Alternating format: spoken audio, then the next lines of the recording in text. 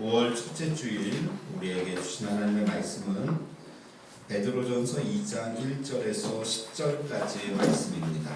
생명의 삶 5월 3일자 말씀입니다. 생명의 삶 5월 3일자 말씀 베드로전서 2장 1절에서 10절까지의 말씀입니다. 저와 여러분이 한 절씩 교독하시겠습니다. 그러므로 모든 악독과 모든 기만과 외식과 시기와 모든 비방하는 말을 버리고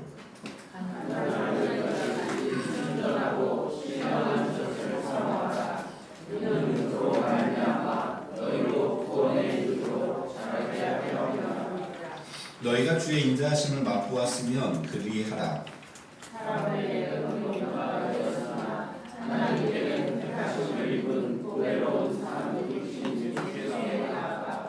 너희도 산돌같이 신령한 집으로 세워지고 예수 그리스도로 말미암아 하나님이 기쁘시게 받으실 신령한 제사를 드릴 거룩한 제사장이 될지니라.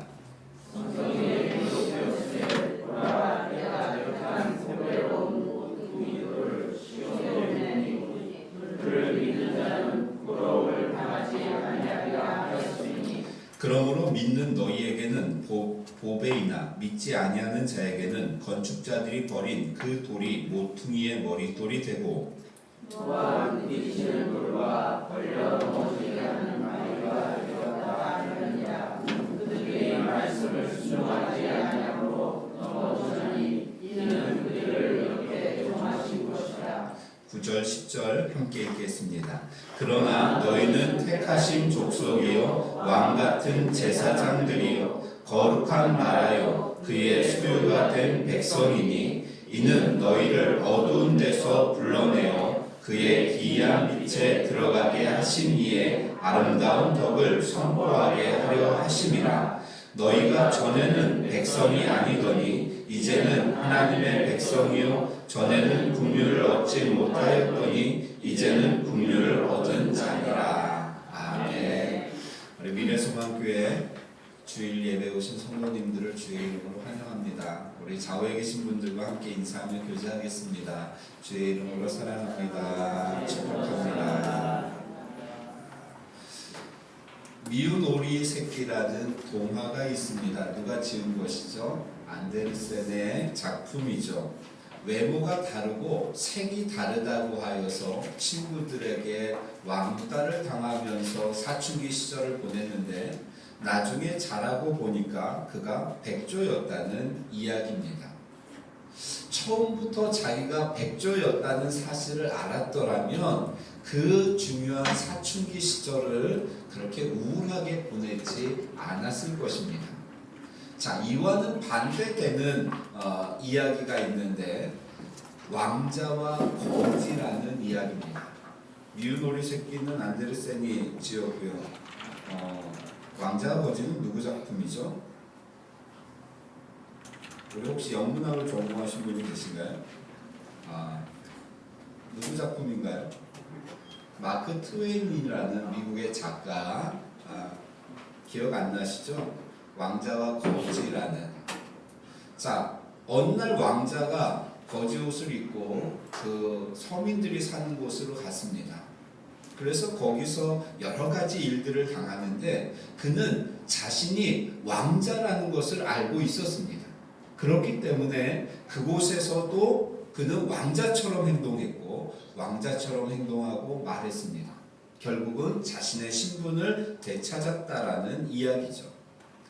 내가 누구인가 하는 것을 아는 것은 참으로 중요합니다.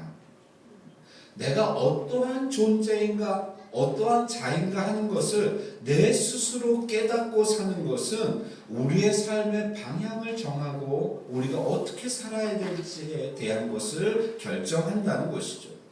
사람들은요, 누군가를 평가할 때, 판단할 때, 저 사람이 어떠한 사람인가 라고 생각할 때 그 기준이 이렇습니다. 제가 파워포인트를 준비했는데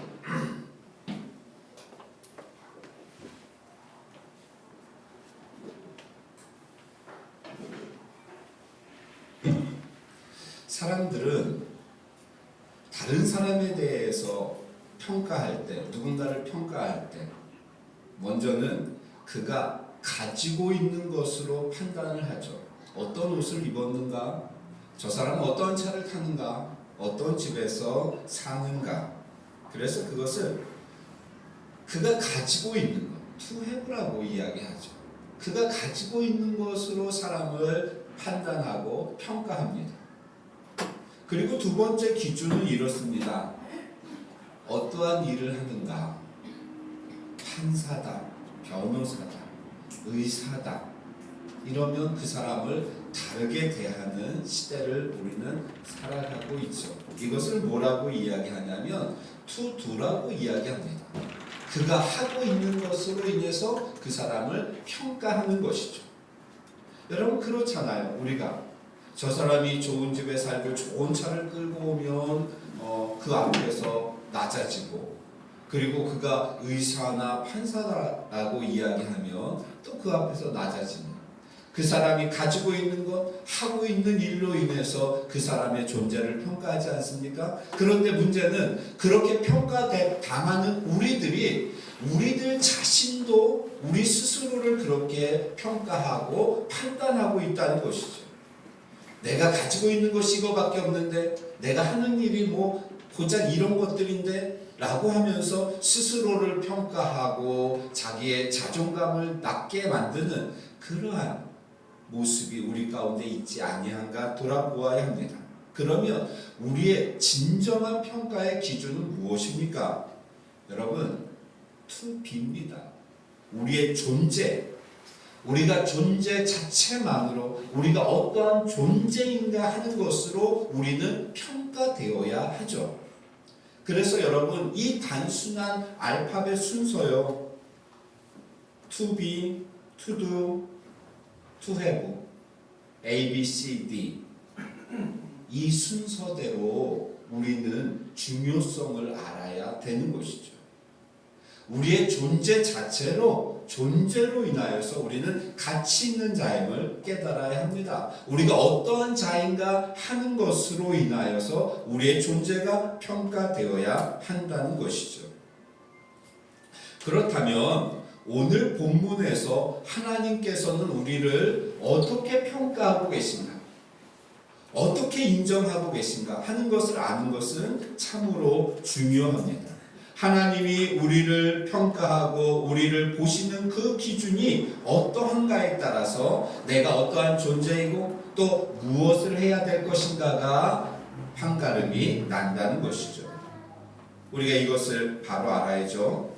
자, 오늘부터 우리는 베드로전서 말씀을 묵상하게 되어집니다. 오늘 본문을 더욱 바로 알기 위해서는 이 베드로전서 전체의 주제를 여러분들이 아셔야 하고요. 그리고 그 성경 전체의 사상 속에서 오늘 본문을 이해하실 수 있어야 합니다. 여러분, 성경은 진리입니다. 진리이기 때문에 서로 대립되어지지 않습니다. 그래서 이 하나의 본문은 베드로전서 전체와 연결되어져야 되고, 그리고 성경 전체의 사상과 어긋나서는 안 된다는 것이죠. 그래서 오늘 말씀 베드로전서 2장 1절부터 10절을 보았는데요. 이 베드로전서의 주제가 무엇이냐? 여러분, 한눈으로 보는 성경 앞부분으로 넘어가시면 한눈으로 보는 성경이 있습니다. 우리 금요 기도회 때 말씀이 전제되어서 오늘 말씀을 이해하셔야 하는데,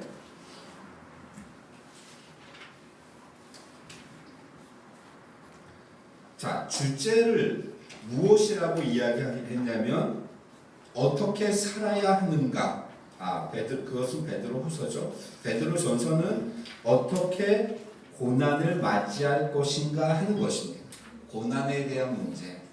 누구에게 쓴 편지다? 흩어진 나그네에게 쓴 편지다. 그래서 예수 믿는다는 것 때문에 흩어져 있는 그리스도인들에게 쓴 편지, 고난을 당하고 있는 성도들에게 쓴 편지가 이 베드로 전서입니다. 그러면서 고난에 대해서 우리가 어떻게 반응할 것인가 하는 것을 말씀하고 있는 것이죠. 그래서 지난 금요일에 우리는 참으로 중요한 말씀을 함께 나누었습니다. 우리 성도님들이 금요 기도회에 나오셔서 말씀을 들으시면 좋고요. 혹시 일이 있으셔서 못 나오시면 여러분 주일에 오시기 전에 토요일에 밴드에 올려 있는 설교를 듣고 이렇게 오시면 주일 말씀을 이해하시는데 많은 도움이 되실 줄로 압니다. 지난 금요일에도 말씀을 드렸지만 여러분 우리가 영상으로도 봤지만 신천지가 난리를 치고 있습니다.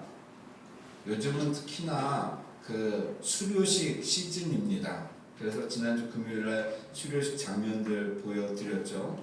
그리고 무엇을 함께 하고 있냐면 데모를 함께 하고 있습니다. 지금 종로나 아니면은 목동에 있는 그 CBS 앞에 가면 그 데모하는 사람들이 엄청나게 많이 있습니다. 진리를 믿는 사람들은 사이비처럼 믿고 사이비를 믿는 사람들은 진리처럼 믿고 있는 이 안타까운 시대를 우리가 살고 있는 것이죠. 그래서 우리가 말씀을 정확히 잘 보셔야 합니다. 자, 한눈에 보는 성경 어떻게 고난을 맞이할 것인가 하면서 지난주 금요일에 우리가 중요한 세 가지를 고난에 대하여서 우리가 어떻게 반응할 것인가 한 세 가지를 말씀을 드렸죠. 첫 번째는 우리가 구원을 받았고 그로 인해 우리에게는 무엇이 있다? 산 소망이 있음을 말씀합니다. 또 고난을 통해서 우리의 믿음이 더욱 강해지기 때문에 우리가 고난을 피할 것이 아니라 고난 앞에 좌절할 것이 아니라 그 고난을 감당해야 된다. 세 번째는 고난을 견딜 수 있는 세 번째 이유는 우리가 예수님을 사랑하기 때문이다 라는 말씀을 우리가 함께 나누면서 그래서 믿음의 결국은 무엇이다? 영혼의 구원이다 라는 말씀을 우리가 함께 나누었습니다. 자, 고난을 당하고 있는 고난 가운데 있는 성도들에게 가장 기본적으로 너희는 구원을 받았기 때문에 산 소망이 있고 그리고 그 지금 당하고 있는 고난 그것으로 인하여 너희가 더욱더 강하여지고 그리고 우리가 예수 그리스도를 사랑함으로 그 고난을 이겨야 된다. 이 말씀을 하면서 오늘 본문 속에서는 이제 너희가 누구인가 하는 것을 알 때 고난을 이길 수 있다. 나의 정체성을 깨달을 때 고난에서 승리할 수 있다. 마치 미운 오리 새끼가 어렸을 때 내가 누구인지를 알았다면 그 놀림과 그 서러움들을 이길 수 있을 것이다 라고 말하는 것처럼 여러분 고난 가운데는 우리의 삶 가운데는 내가 누구인가 하는 것을 바르게 알아야 합니다. 저를 보시죠. 여러분 지금까지 여러분들이 가지고 있는 나에 대한 자신에 대한 정체성을 다 한번 기억해 보십시오. 그 정체성은 언제부터 생겼냐면 어렸을 때부터 시작하여서 부모님이 나에게 해준 말들 그리고 친구들이 나에게 해준 말 선생님이 나에게 해준 말 동료 또 내가 하는 일을 통해서 사람들이 나에게 해준 말들로 나에 대한 자아 정체성이 형성되어진 겁니다. 이해가 되시나요? 그런데 그것이 실제로 내 자신이 아니라 사람들이 이야기해 준 것들로 나의 정체성이 형성되어진 것이죠. 그러니까 아유 저 못난이 어렸을 때 부모로부터 그런 이야기를 듣고 자랐습니다. 나는 못난인가 보다. 나는 못난이구나 라면서 자기 자신을 학대하고 나에 대해서 그렇게 생각을 하는 것이죠. 그런데 그것을 모두 제하여 버리고 내 자신을 정확하게 바라볼 수 있는 눈이 우리에게 필요합니다. 아멘이신가요? 그러니까 여러분 나에 대한 지금까지 가지고 있었던 좋은 것들 또 나쁜 것들 이런 것들을 잠시 내려놓고 오늘은 하나님이 나에 대해서 어떻게 평가하시고 나를 어떻게 인정하시는가 하는 것에 우리가 집중하기를 원합니다.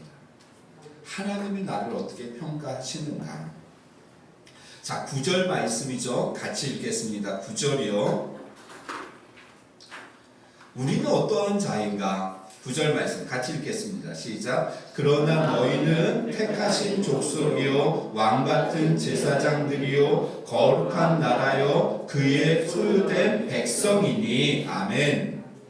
너희는, 우리는 어떠한 자인가? 택하신 족속이다. 왕같은 제사장이다. 거룩한 나라다. 그리고 하나님의 소유된 백성이다. 이렇게 말씀하고 있습니다. 이것이 하나님이 우리를 평가하시는 우리의 정체성인 줄로 압니다. 이것이 나의 모습입니다. 내 자체인 것이죠. 먼저는 택하신 족속이라고 말씀을 하고 있죠. 우리 성경을 한번 찾아볼까요? 이것은, 이 택하신 족속은 어디서부터 끌고 와야 되냐면 구약에서부터 끌고 와야 됩니다. 이사야 43장 19절에서 20절까지 말씀입니다. 성경을 찾아보시죠. 이사야서 43장 19절에서 20절 1019페이지에 있습니다. 1020페이지 1021페이지 43장 19절에서 21절 같이 읽겠습니다. 시작. 보라, 내가 새 일을 행하리니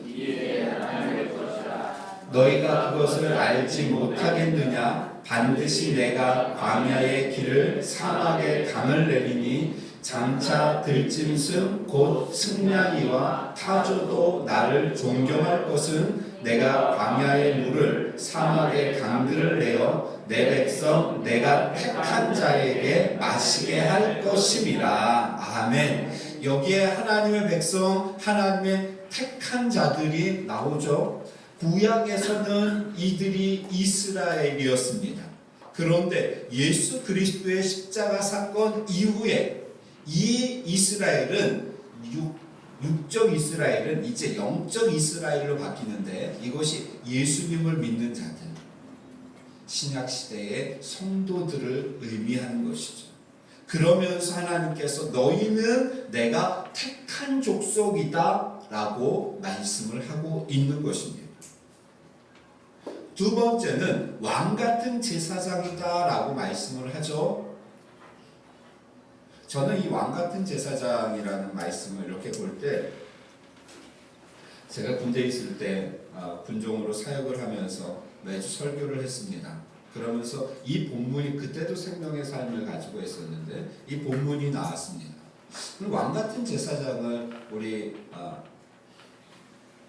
그 포대 군종들이죠. 제가 대대 군종이었고 포대 군종들이, 제가 매일 저녁 소집을 해서 점호가 끝나면 10시부터 시작해서 11시까지 제 군종실에 모여서 5명이서 큐티를 했습니다. 생명의 삶으로 이렇게 큐티를 하고 30분 큐티하고 우리가 10분 나누고 20분 기도하고, 그리고 각 포대별로 가서 이렇게 차를 근무하는 사람들에게 차를 돌리고, 이것을 이제 거의 매일 했죠.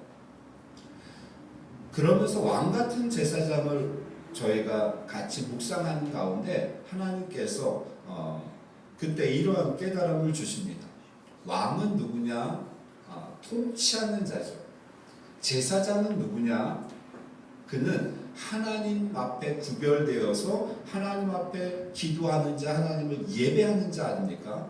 그렇다면 우리를 왜 왕같은 제사장이라고 했을까라는 말씀을 묵상할 때, 우리는 세상을 기도로 살아가는 자들, 기도로 통치하는 자들, 하나님을 예배하면서 살아가는 자들, 이것이 왕같은 제사장의 모습이구나라는 것을 깨달았던 기억이 납니다.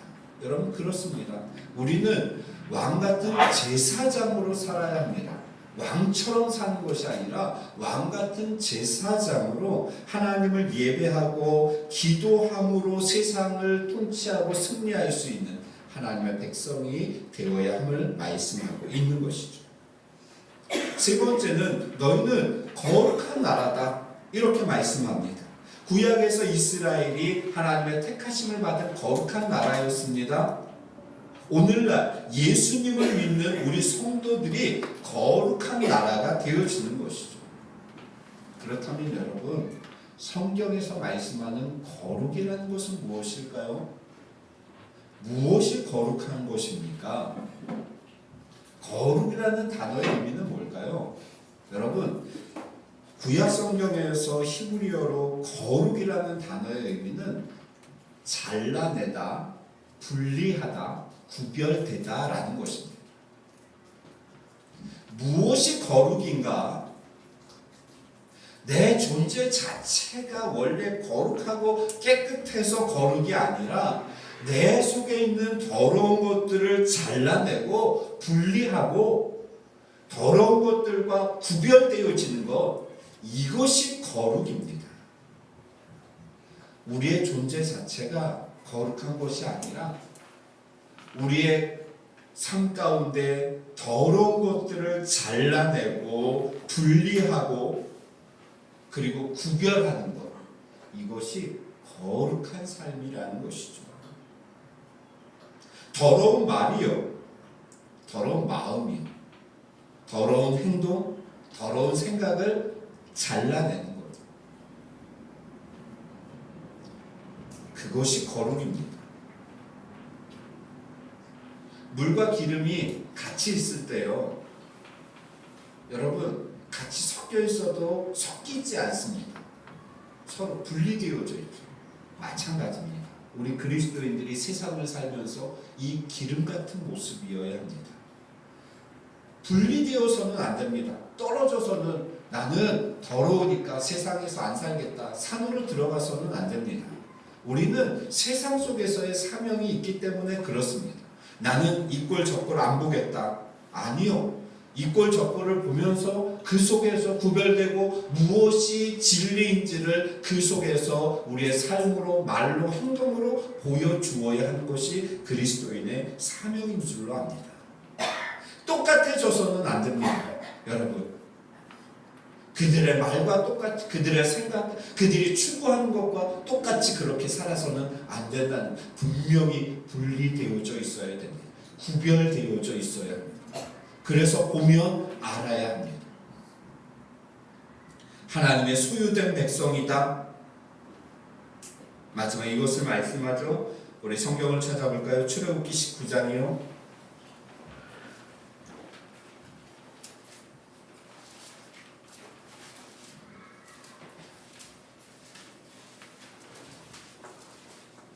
(4절에서) (6절까지) 말씀입니다.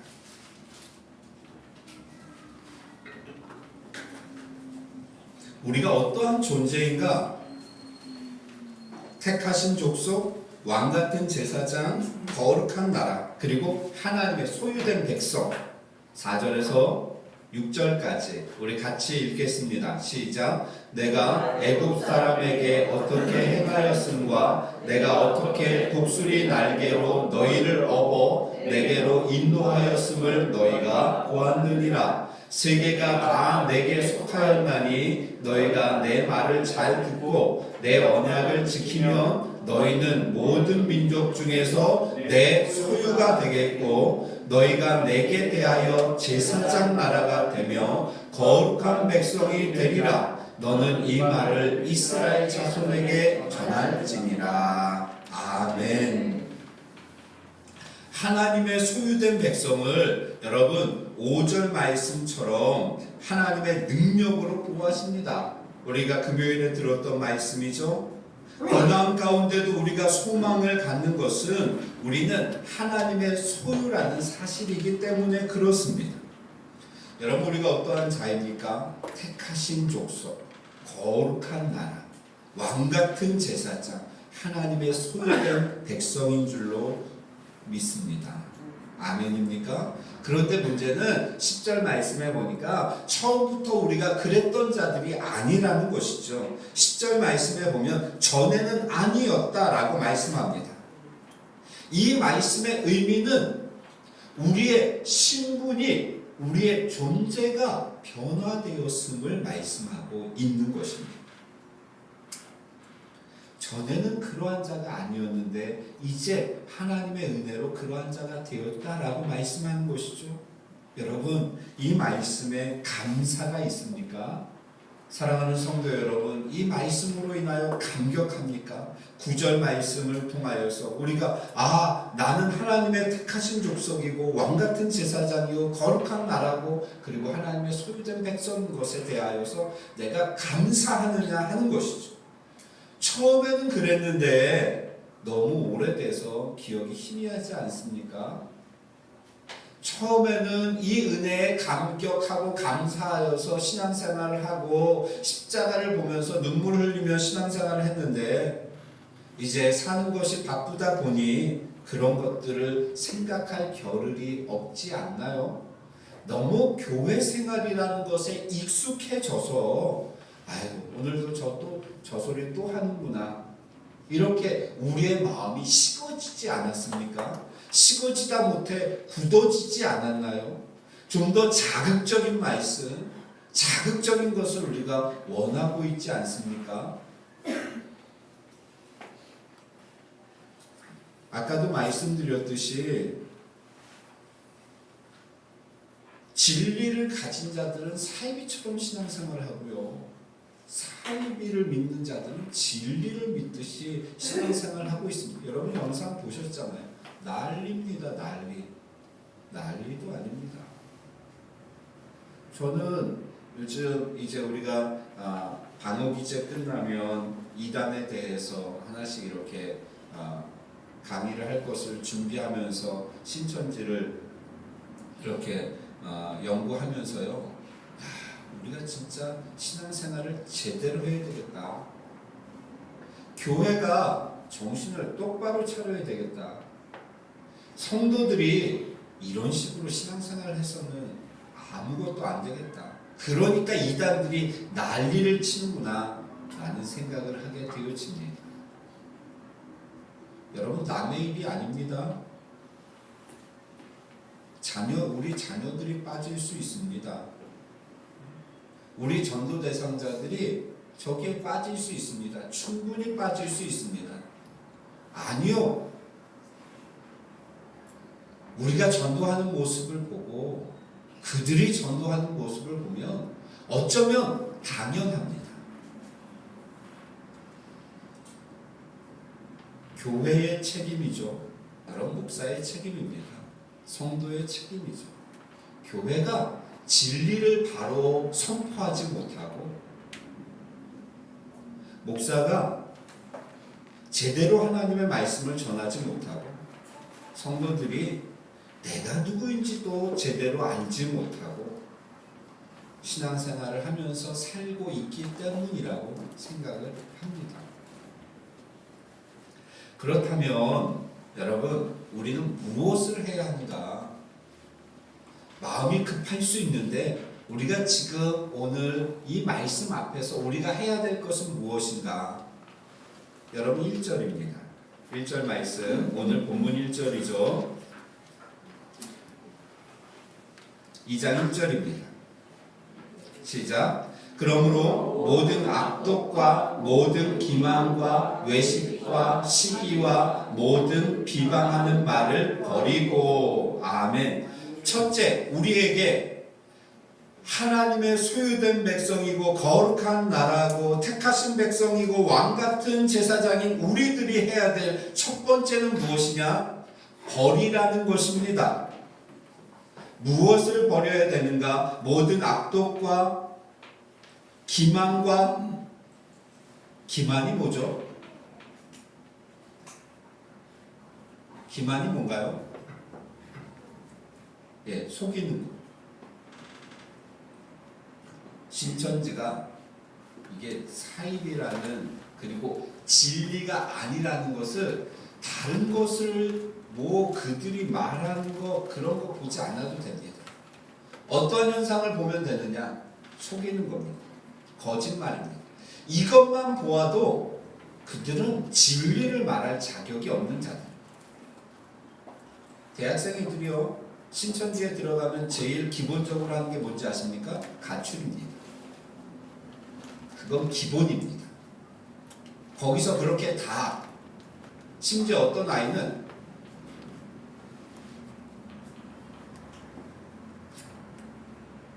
군대 영장이 나왔습니다.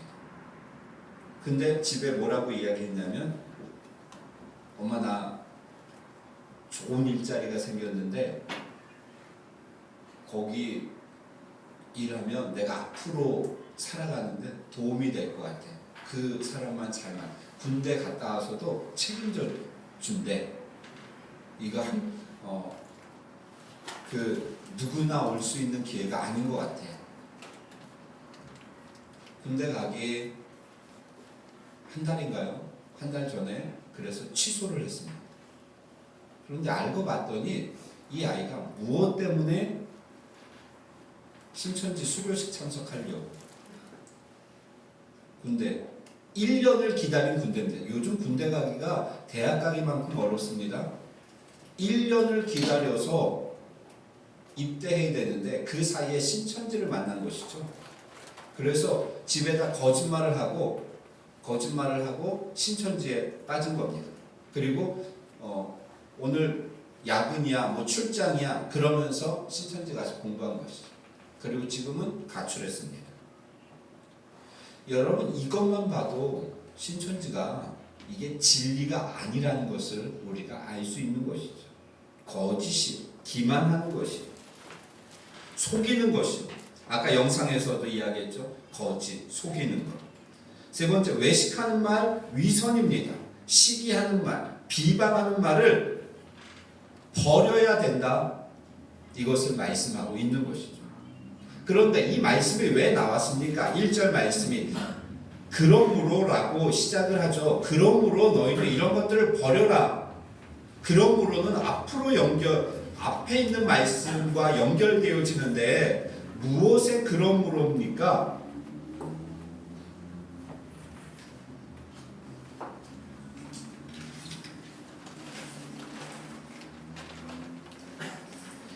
이 그러므로는 22절 말씀이에요.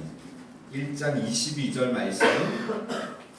너희가 진리를 순종함으로 너희 영혼을 깨끗하게 하여 거짓이 없이 형제를 사랑하기에 이르렀으니 마음으로 뜨겁게 서로 사랑하라. 그러므로 형제를 뜨겁게 사랑하는 것은 무엇이냐? 그것은 무엇입니까? 여러분, 버리는 것인데, 악한 말, 속이는 말, 위선적인 말, 시기하는 말, 비방하는 말을 버려야 된다라고 말씀을 하고 있습니다. 형제를 사랑하는데 방해되어지는 요소요. 이런 것들을 버리는 것이 우리 하나님의 백성의 기본이라는 것이죠. 여러분, 혹시나 내 마음 가운데, 물론 다 사랑할 수 없겠죠. 미워하는 사람이 있을 수도 있습니다. 그런데 여러분, 그것은 버려야 되는 것입니다. 성경은 뜨겁게 사랑하라고 말씀합니다. 교회 안에서 시기하고 싸우고 이러고 있는 이때에 신천지들은 서로 사랑한다고 난리를 치면서, 그들이 왜 신천지에 빠지는지 아십니까? 잘해주기 때문에, 사랑하기 때문에, 가면 천국인 것 같기 때문에. 그런데 진리를 믿고 있는 교회 안에서 이러한 사랑이 부족하고 서로 싸우고 있다면 여러분, 그들만 못한 것이죠. 거기에 회의를 느낀 기성 성도들이 그곳에서 천국을 발견했다고 난리를 치고 있는 겁니다. 누구의 잘못입니까? 교회의 잘못입니다. 교회가 똑바로 가지 못하기 때문에 교회 안에서 자기 성질 다 부리고, 교회 안에서 자기 하고 싶은 말 다 하고, 교회 안에서 내 멋대로 내가 왕처럼 그렇게 신앙생활 하기 때문에 여러분, 신천지에 가니까 겸손하고요, 잘해주고요, 사랑하고요. 교회 책임입니다. 이런 것들을 버려야 된다. 주님이 말씀하고 있죠. 또 하나요. 두 번째 우리가 해야 될 것 2절 말씀이요. 제가 읽겠습니다. 갓난 아기들 같이 순전하고 신령한 젖을 사모하라. 이렇게 말씀합니다. 두 번째는, 첫째는 버려야 하고 두 번째는 사모해야 합니다. 무엇을 사모합니까? 하나님의 말씀을 사모해야 하죠.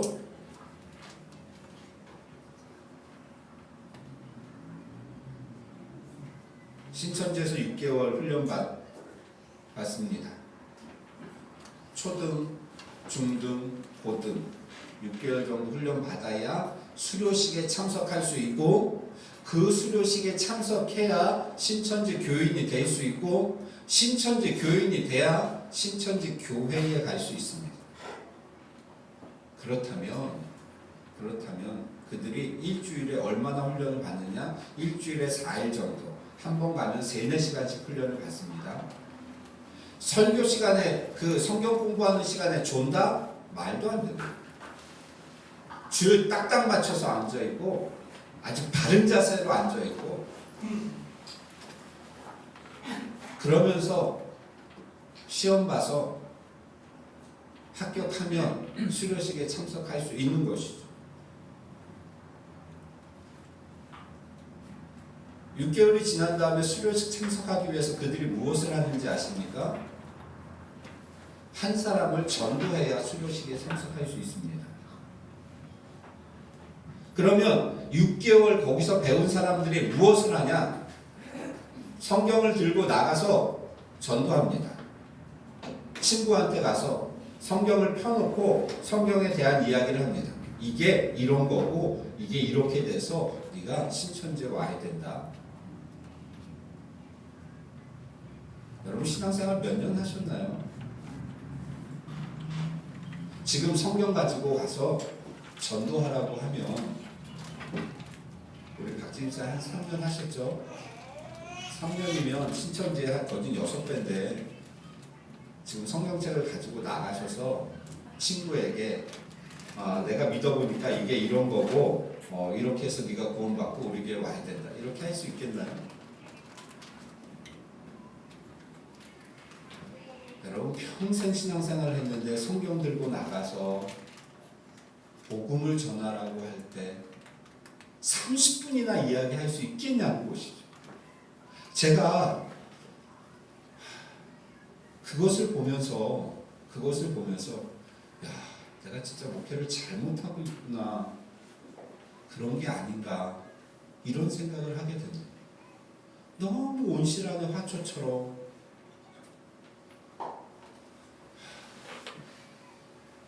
우리 1년에 2번씩 가정교회 전도축제 하죠. 가정교회 전도축제 전반부에 하고 후반부에는 참사랑 축제하고, 몇 명이나 했습니까?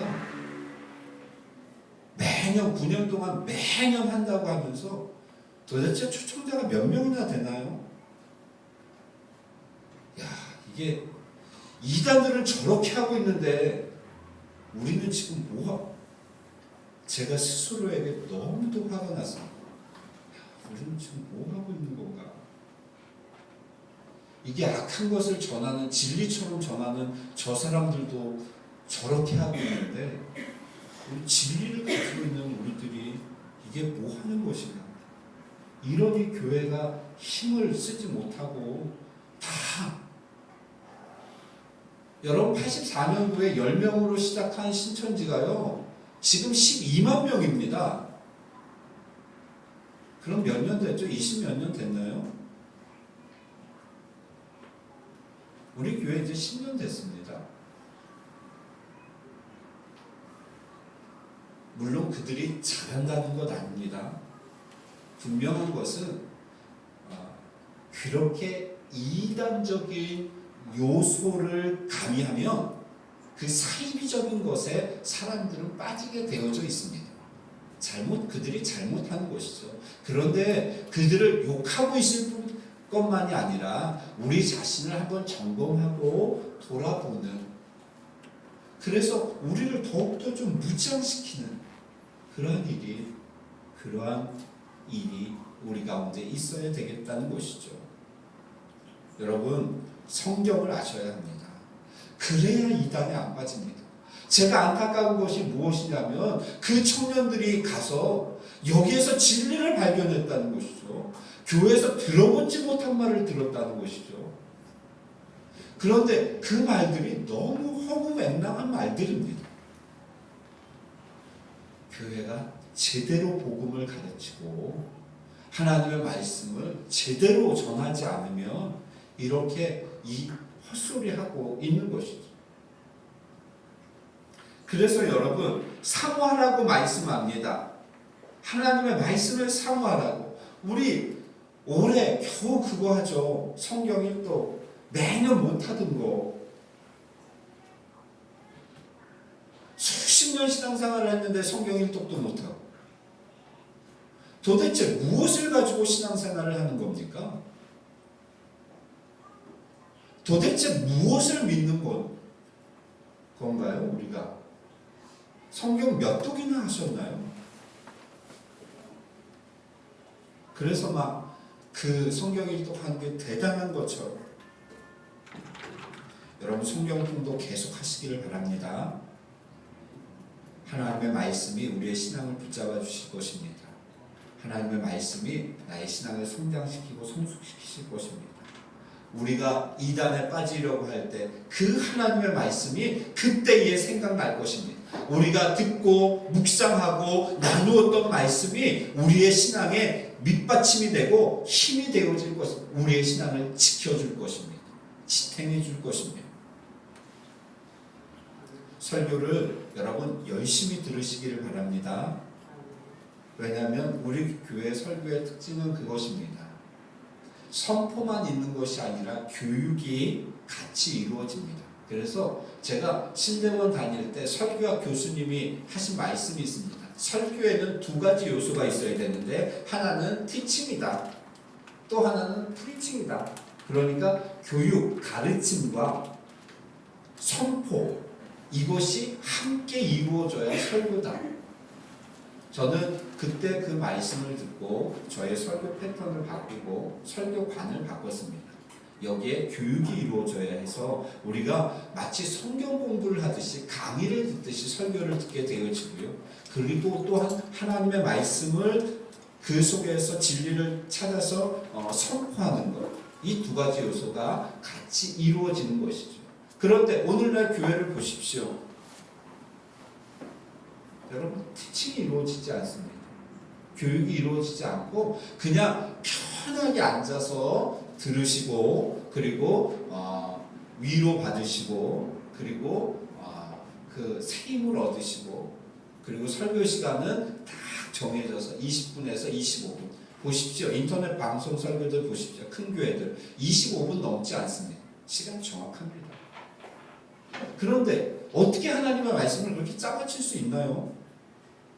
여러분 거기서부터 초대교회 우리 한국에 개신교가 들어오면서 설교만 1시간 2시간 말씀 사경에 하면 그렇게 했습니다. 설교만. 우리 권사님들 그 옛날에 신앙생활 하실 때도 다 그렇게 신앙생활 하셨습니다.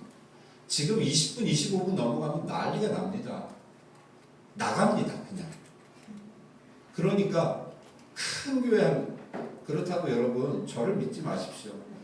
우리 교회 커지면 저 25분 이상 안 합니다. 다 나갑니다. 그 사람들 유지하려면 그렇게 딱 끝내고 아주 심플하게 하고 이거 교육이요? 이런 거 어떻게 합니까? 25분 동안 뭘 합니까? 그런 은혜로만 되게 좋은 말들만 저도 그렇게 할 겁니다. 여기서 이제 아멘 하면 안 되고 제가 그러지 않겠다라는 이 반의적인 표현으로 이렇게 드린 말씀인데 여러분 그래서 우리가 하나님의 말씀을 잘 듣는 것 중요합니다. 제가 웬만하면 설교 시간에 흥분 안 하죠. 흥분해야 될 일도 안 하지 않습니까? 그런데 그걸 보니까 너무 화가 나는 것이죠. 왜요? 그들이 얘기하는 게 말도 안 되는 것을 얘기하면서 과천에 7명이 있었습니다. 그 중에 하나가 이만입니다. 그 근데 자기가 하늘로 올라가서 세례 사도 요한처럼 하나님으로부터 계시를 받았습니다. 그래서 그 6명에게 알려줬습니다. 그리고 증거 장막을 세워라. 그래서 지금 진리는 신천지에만 있다. 주집사님 아멘이신가요? 이게 이야기를 들으면 우리는 이 성경을 아니까 되게 웃기잖아요. 말도 안 되는 소리라는 것을 알지 않습니까? 근데 사람들이 여기에 빠지는 겁니다. 그 사람들이요, 여러분보다 신앙생활을 못해서가 아닙니다. 열심히 없어서가 아닙니다. 성경을 몰라서도 아닙니다. 근데 거기에 빠지는 겁니다. 참 미안하죠. 청년들은 몰라서 빠진다고는 하죠. 그런 걸 보면서, 그런 것들을 보면서 우리가 신앙생활을 제대로 하고 말씀을 제대로 전하고 나중에 후회하지 마시고요. 우리 자녀들 제대로 양육하셔야 됩니다. 여기서 이야기하는 게 그겁니다. 자녀가 신천지에 빠지면 어떻게 해서든지 구원하려고 한다. 거기서 빼내오려고 한다. 아내나 남편이 빠지면 어떻게 할까요? 박은희 벌써부터 좋아가지고 기쁨이 나. 아내와 남편이 생각만 해도 기쁘신가요? 아내와 남편이 빠지면 이혼입니다. 그럼 뭐 말할 것도 없습니다. 가뜩이나 이혼하려고 꼬투리를 잡고 벼르고 있었는데 잘 됐다. 실제로 지금 그 자료에서 보면 그렇습니다. 그러니까 여러분, 우리가 평소에 말씀을 잘 묵상하고 또 우리 자녀들을 잘 가르쳐야 되는 것이죠. 여러분, 생명의 삶이요, 꾸준히 하시길 바랍니다.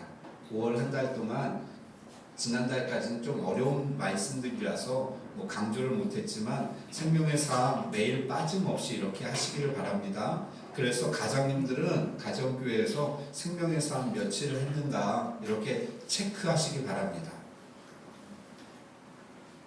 가장님이 체크 안 하실 때가 있을 겁니다. 언제죠? 본인이 안 했을 때. 본인이 안 하면 체크 못 합니다. 성경도 본인이 많이 읽었으면 성경 요즘 얼마나 읽으셨나요? 막 이렇게 막 물어보지도 않았는데 자기가 얘기하고 막 그러는데 본인이 안 읽었으면 얘기를 못해. 차마 꺼내지로. 전도도 마찬가지고요. 막 전도하자 그럴 때 본인이 한 번이라도 이렇게 전도했으면 이번 주 어떻게 전도하셨나요? 막 이렇게 얘기하는데 그걸 안 했으면 전도 얘기 나올까봐 막 우린 사랑해야 되고 막 이런 쪽으로 주제를 넘기고. 생명의 삶 이렇게 체크하시기 바랍니다. 그래서 여러분, 한 달 동안 우리가 5월 한 달 동안 이 생명의 삶의 말씀을 가지고 이 속에서 주신 은혜들을 함께 나누기를 원합니다. 버리고, 첫 번째는 버리고죠. 두 번째는 사모하라. 그런데 이 두 가지를 통하여서 무엇이 일어나느냐? 자라게 되어진다. 이렇게 말씀합니다. 우리가 성장은 악한 것들을 버리고 그리고 주의 말씀을 사모할 때 영적인 성장이 이루어진다라고 말씀하고 있는 것이죠. 단순한 원리입니다. 우리가 거룩하게 구별하여서 악한 것들을 버리고 하나님의 신령한 말씀을 사모할 때 이는 그로 말미암아 너희로 구원에 이르도록 자라게 하려 함이라 이렇게 말씀하는 것이죠. 세 번째요, 마지막입니다. 9절이요, 선포하라 라고 말씀하시죠. 우리를 구원하시고 하나님의 백성 삼으신 이 은혜를 세상에 전하라는 것입니다. 이는 너희를 어두운 데서 불러내어 그의 기이한 빛에 들어가게 하신 이의 아름다운 덕을 선포하게 하려 하십니다. 이렇게 말씀합니다. 우리가 이 시대에 하나님의 백성으로 해야 될 오늘 말씀 가운데 붙잡아야 될 세 가지요. 버려야 되고요. 악한 것들이요. 두 번째, 하나님의 말씀을 사모해야 하고요. 그리고 세 번째, 하나님의 말씀을 선포해야 되는 사명이 우리 가운데 있음을 믿습니다. 사랑하는 성도 여러분, 악한 시대에 살고 있습니다. 혼란한 시대에 살고 있습니다. 그런 악한 시대에 악한 영들이 더 기승을 부리고 말세가 되니까, 여러분 세상이 종말이 가까우니까 미혹의 영들이 난리를 치는 것이죠. 제가 말씀을 드리죠. 왜 그 수많은 사람들이 거기에 빠집니까? 열심이 없어서가 아니라, 성경을 몰라서가 아니라, 신앙생활을 안 해서가 아니라, 여러분 미혹의 영 때문에 그렇습니다. 의사들, 변호사들, 교수들, 막 지성인이라고 하는 사람들이 다 거기가 있습니다. 미혹 때문에 그런 겁니다. 미혹이요. 사기를 당해도 그렇게 당하겠습니까? 아니요. 영적인 문제입니다. 미혹의 영입니다. 그러니까 이야기하잖아요. 눈빛이 다르다. 눈빛이 달라집니다. 그래서 저는 이단에 빠진 사람들, 사입에 빠진 사람들 보면 압니다. 눈빛을 보면 압니다. 얼마나 빠졌는가? 눈빛이 다릅니다. 미혹의 영 때문에 그렇습니다.